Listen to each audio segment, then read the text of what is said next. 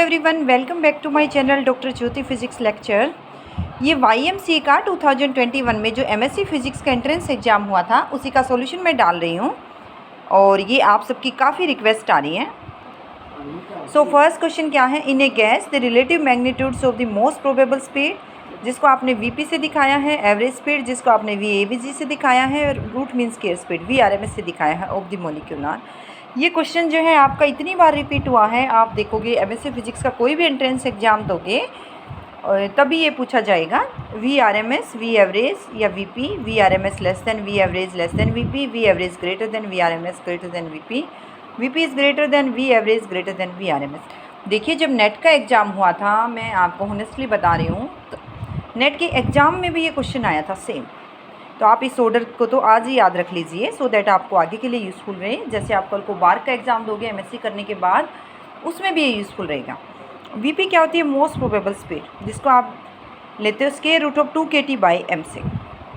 V average की value होती है square root of 8 kT/m। VRMS क्या है? Square root of 3 kT/m। यहाँ से कौन सी ज़्यादा है? सबसे बड़ी है, क्योंकि बाकी kT/m तो सब में ही है। यहाँ से ये 2.6 वगैरह आएगी, ये स्क्वायर रूट ऑफ 3 है, ये स्क्वायर रूट ऑफ 2 है। सो VRMS is greater than V average greater than most probable. So first option is right answer.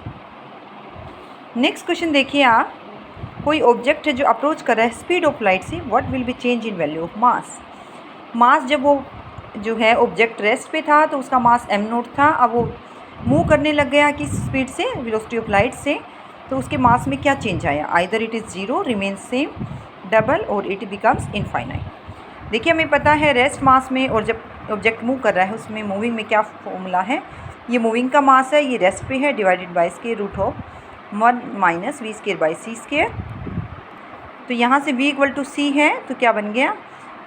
m is equal to m0 divided by 1 minus c²/c², that is equal to m divided by 1 minus 1, that is equal to infinite. यानी mass उसका क्या बन जाएगा? Infinite. Next question देखते हैं, right relation for enthalpy for isobaric process.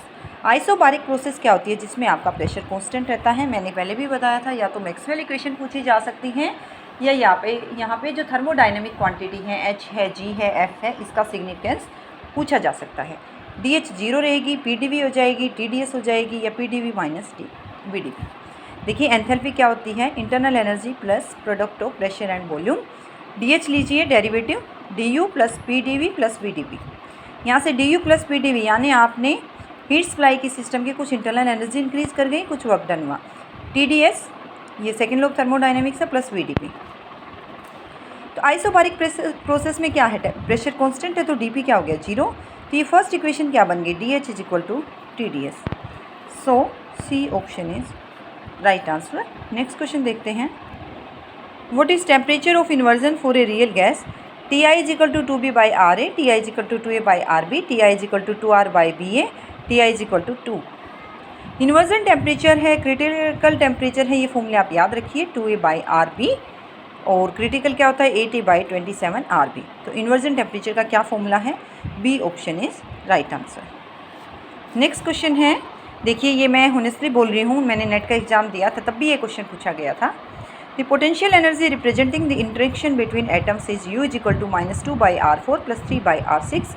The equilibrium distance is 1.5 square root of 1.5 2 square root of 2। जो ये question है इस एग्ज़ाम में, मैं ऑनेस्टली बोल रही हूँ, MDU से तो काफ़ी इसका लेवल ज़्यादा है। लाइक आप अभी CU सेट का देने वाले हो, DU का देने वाले हो, या नेट का देने वाले हैं जो MSc के बाद, इनफैक्ट ऐसे ऐसे क्वेश्चन वहाँ भी पूछे जाते हैं। ये क्वेश्चन कई बार रिपीट हुआ, आप पिछले प्रीवियस ईयर के नेट के पेपर्स में देखोगे तो। U is equal to this one, DU/dr क्या आ जाएगा? इसका डेरिवेटिव लीजिए, -2 और ये r⁻⁻4 हो गया, plus 3 × r⁻⁻6, that is our CU। इसका डेरिवेटिव लोगे तो -2 × -4 × r⁻5 plus 3 × -6 × r⁻7, that is equal to 8 divided by R5 minus 18/R7। DU/dr क्या हो जाएगा? Equal to 0, that implies 8/R5 is equal to 18/R7, और you can say R² is equal to 18/8, that is equal to 9/4, और you can say R is equal to 3/2, that is further equal to 1.5। So A option is right answer. बिल्कुल आप सबसे solve नहीं हुआ होगा, इस question में काफ़ी अच्छे कंसेप्ट आए हुए हैं। लाइक आपके IIT जैम के क्वेश्चन आते हैं, उसी तरह का कॉन्सेप्ट है। The total number of terms arising due to 1 4p and 1 4d electrons outer configuration of an atom 4p 4ds। कितनी टर्म्स बन रही हैं जब आपके पास इलेक्ट्रॉन्स एक तो p सब सेल में है, एक d सब सेल में।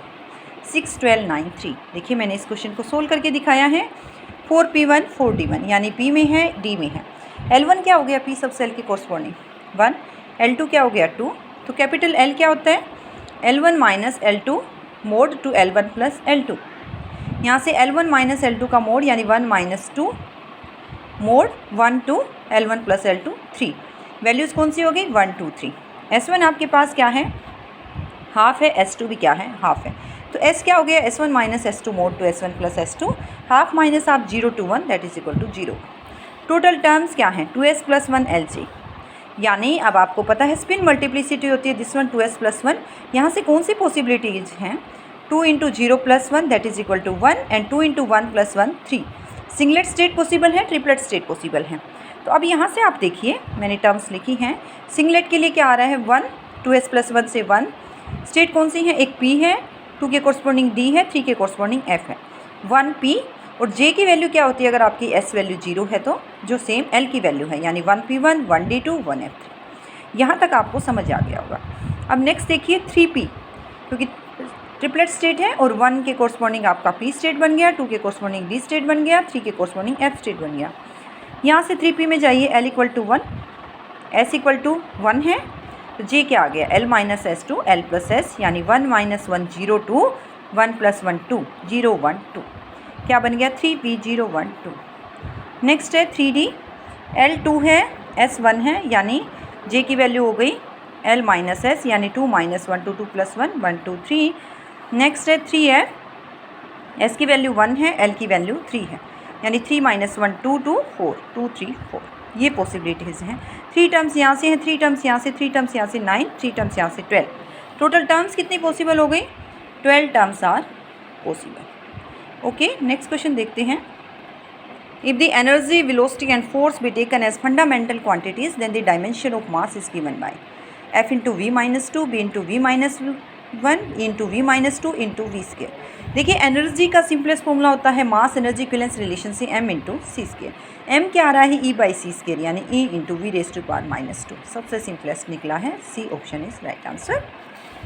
नेक्स्ट क्वेश्चन ब्रेक्स लॉ पे है। ब्रेक्स लॉ अपना करके जाइए। मैं फिर कह रही हूँ कोई भी एग्जाम दोगे उसमें काफ़ी यूजफुल रहेगा।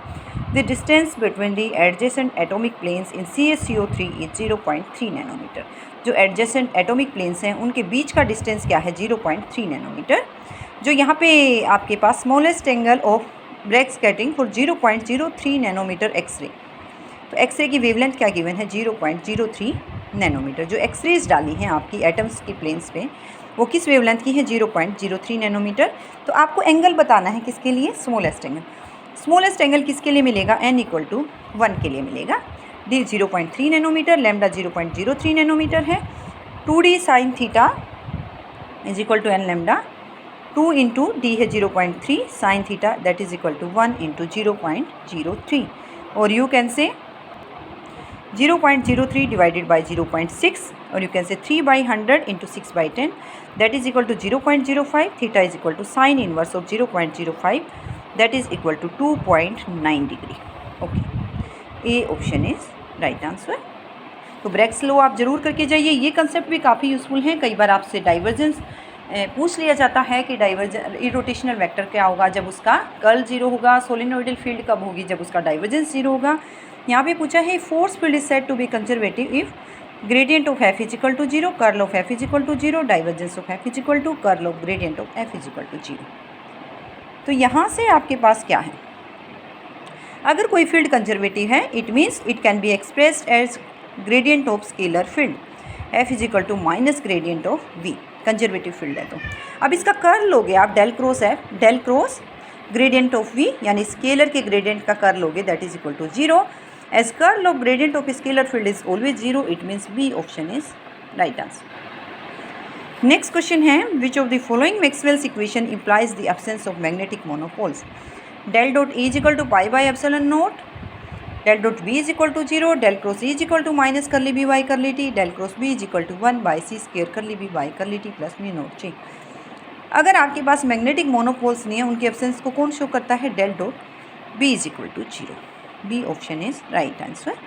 ये भी आप याद रखिए, चारों मैक्सवेल्स इक्वेशंस हैं, इनमें से चारों का सिग्निफिकेंस आपको पता होना चाहिए। हो सकता है आपकी बार एग्जाम में बाकी ऑप्शंस आ जाएं। तो B option is right answer. Next है, for an electron with the quantum number L equal to 2 the possible values of J are 3/2 3/2 5/2 3/2 5/2 3/2 half 3/2 half. देखिए L की वैल्यू क्या है? 2 है। S क्या है? हाफ है। J की वैल्यू निकालिए, L minus S mod 2L plus S, 2 minus half mod 2 plus half, यानी 3/2 5/2। So B option is right answer. Next question देखते हैं। वेरी इंपॉर्टेंट कंसेप्ट, हो सकता है आने वाले आपके अपकमिंग गेट और बार्क में भी आ जाएगी या नेट में भी। सन एमिट्स कर रहा है मैक्सिमम रेडिएशन एट 6000 एंगस्ट्रॉन, जबकि इसकी सरफेस पे टेम्परेचर क्या है? 5500 केल्विन। अर्थ की एवरेज टेम्परेचर है 290 केल्विन। आपको इंटेंसिटी बतानी है ब्लैक बॉडी रेडिएशन की emitted by the earth will be. Peak क्या वैल्यू होगी? 11380 माइक्रोमीटर 11.38 माइक्रोमीटर, 113.8 मिलीमीटर 11.38 मिलीमीटर। देखिए यही तो होती है ना पी, कैसे यही होती है टेम्परेचर के साथ, ये लैम्डा होता है। तो यहाँ से आप कैसे निकालोगे? नहीं, ये टेम्परेचर नहीं होता है, टेम्परेचर के साथ ये चेंज होती जाती है।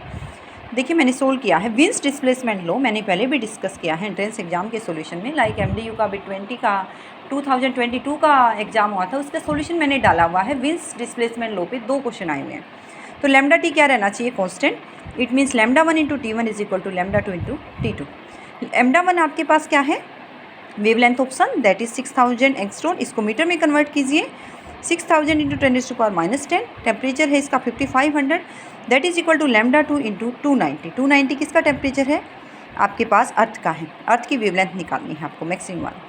6000 into 10⁻⁻10 into 5500 divided by 290, that is equal to 113793.10 into 10⁻⁻10, that is equal to 11.38 micrometre, और you can say 11.3793 into 10⁻⁻6 metre.